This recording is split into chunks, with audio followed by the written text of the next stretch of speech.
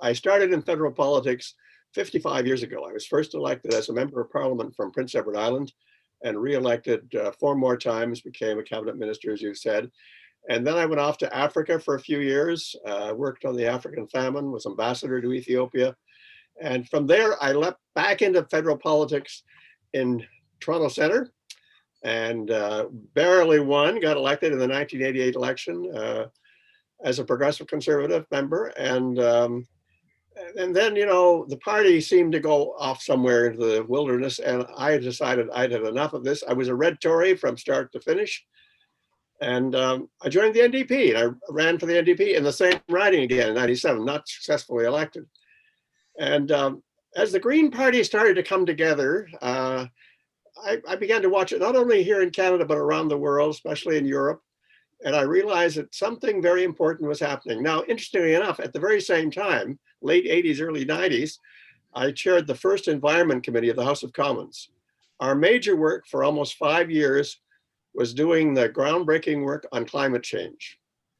And I came away from that saying, this is something that we have to take seriously. One of the people I became very good friends with over that period was Elizabeth May. So you can imagine there's a long sort of personal relationship as well as a political one in terms of saying this new party, which was much newer in other places, especially in Europe, began to take hold when Elizabeth finally got elected. And she had a hard job getting elected for the first time.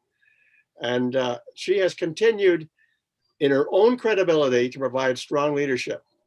And I was mildly curious to see who would succeed her as leader. I tuned in to the announcement, I guess it was back around October the 3rd, and I saw this person I had only vaguely heard of, Annamie Paul, watched her speak, began to read about her, and I said, if ever there was a time in federal politics where we need this kind of leadership, then this is the time. This is the time right now. And she breaks all the precedents. I mean, she's the first woman of color. She is the first person to have the kind of background nationally, internationally, especially on human rights issues, but particularly on the relationship of things like the economy to the environment, which we desperately need in the world today. To have her as national leader in the House of Commons is a must. And I think the electors, the voters of Ottawa Centre have a gift. They have a gift to put not only Annamie Paul's name on the record book, but to put that constituency in the center of Toronto on the record books for saying, we need the Green Party because we've got multiple crises right now. And at the center of the multiple crises is how we treat one another and the environment. And I think the Green Party with Annamie Paul's background is just an ideal combination.